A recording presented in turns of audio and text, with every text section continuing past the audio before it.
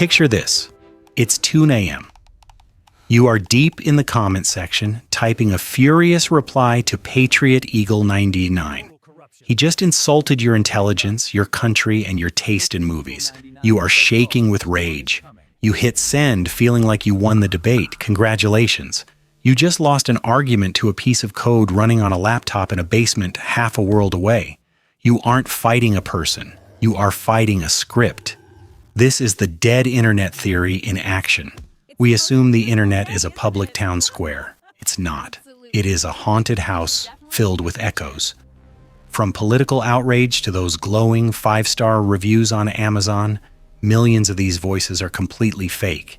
They are designed to hijack your brain, empty your wallet, and steal your vote. And the scariest part? You can't tell the difference anymore. Who are you really arguing with? Let's find out. To understand the cheat code, you have to understand the player, you. Humans are herd animals. It's simple biology. If you are walking down the street and see 3 people looking up at the sky, you ignore them. But if you see a crowd of 50 people looking up, pointing and screaming, you stop. You look up. You panic. This is called social proof. We outsource our judgment to the tribe because historically the tribe kept us alive. In the digital age, the tribe is the comment section. When you buy a toothbrush on Amazon, you don't test the bristles in a lab, you check the stars. 4.8 stars with 2,000 reviews, you click Add to Cart. When you watch a YouTube video on politics, you scroll down to see what the consensus is before you even form your own opinion.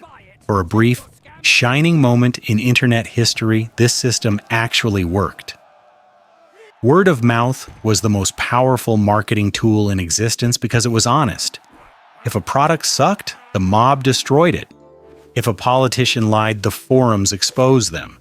But then the corporate world realized something dangerous. Wait, if the crowd decides the truth, why don't we just buy the crowd? Enter the concept of astroturfing. Real movements are grassroots. They grow naturally from the soil up.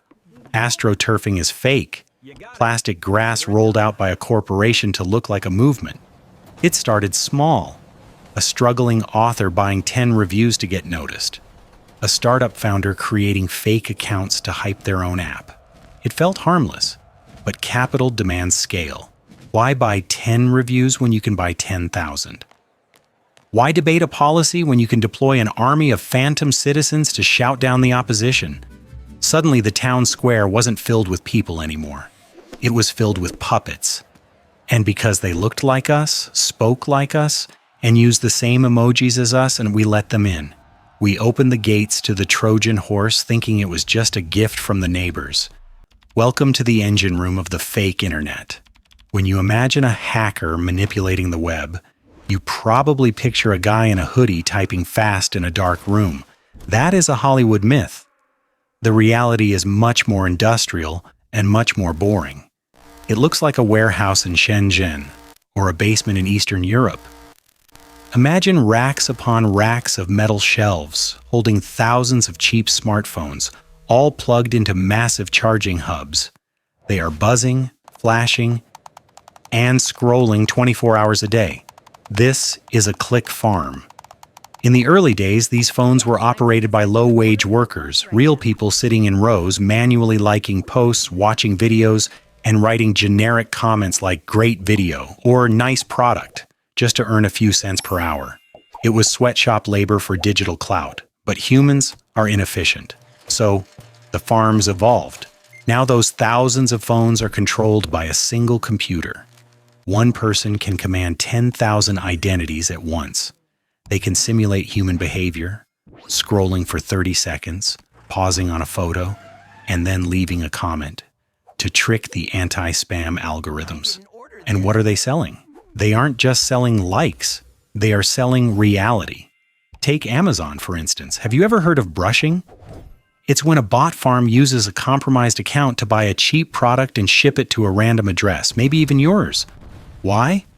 Because once the package is delivered, the system allows them to write a verified purchase review.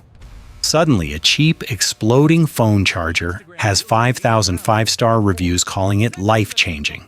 You buy it, it melts, You lose, the bot farm wins, but that's just retail. The real money and the real danger is in ideology. This is where the glitch becomes a crisis. Political operatives and state-sponsored actors realize that you don't need to win an argument to win the war.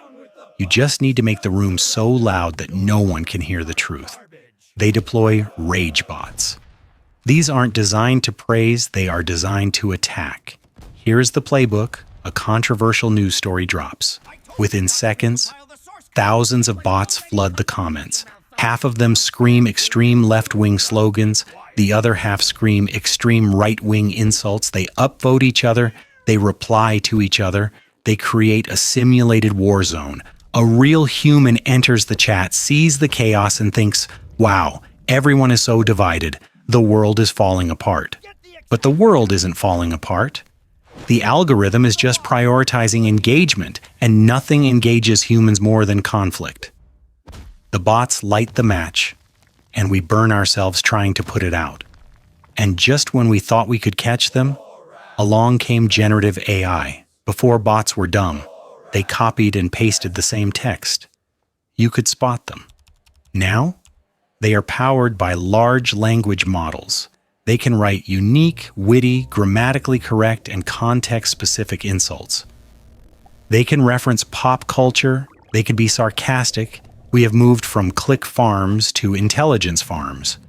The glitch isn't just a bug in the system anymore, it is the system. The viral trend you are angry about, it was likely purchased. The consensus you are afraid of, it was manufactured.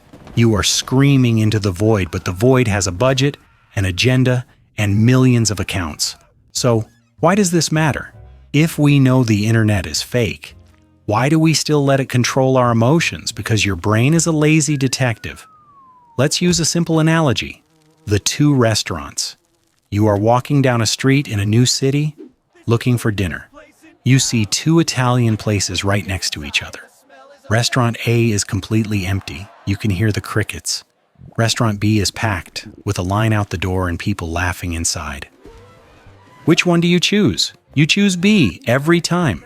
Your brain takes a mental shortcut. Crowded means good. Empty means suspicious. This served us well on the savannah, but on the internet, this shortcut is a trap. Bot farms are the digital equivalent of hiring 100 actors to sit in an empty restaurant and pretend to enjoy the food. They manufacture the crowd to trick you into joining the line. This creates the bandwagon effect. You trust the product only because others seem to trust it, but it gets darker.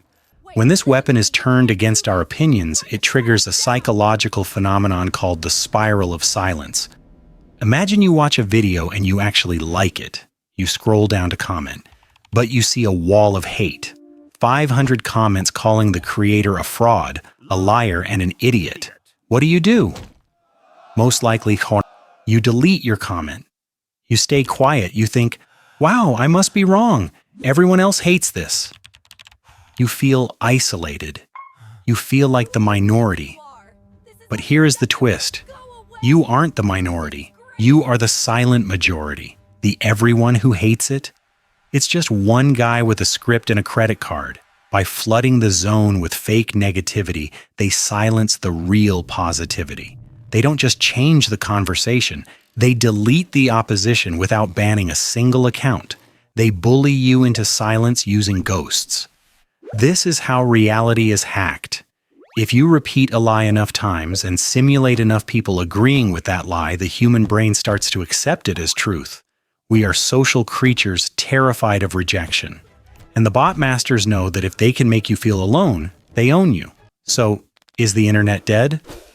Maybe not dead, but it is certainly infected. The truth is, we can't stop the farms. As long as there is money and manipulation, there will be budget for bots. The algorithms reward engagement, and rage is the most engaging fuel on the planet. But while we can't fix the machine, we can upgrade our own defenses. Here is the verdict. The only winning move is not to play. Next time you see a comment that makes your blood boil, pause. Remember the 3-second rule. Ask yourself, is this a human being having a bad day, or is this a script designed to keep me on this app for 10 more minutes? 9 times out of 10, it's the script. Don't reply. Don't downvote. Don't even screenshot it, just scroll. Every second you spend arguing with a ghost is a second of your finite life, donated to a corporation's quarterly earnings. Starve the algorithm of your attention. Treat the internet like a haunted house. Enjoy the ride, scream at the jump scares if you want, but never forget that the monsters are just rubber masks and special effects. Do not let them dictate your reality. Your attention is the most valuable resource in the digital economy.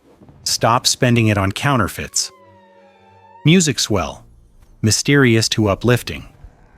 If you want to navigate this digital minefield without losing your mind, you need the right map. We are building that map right here. Subscribe to the channel to join the few who are still awake. Let's decode the noise and find the signal together. Thanks for watching.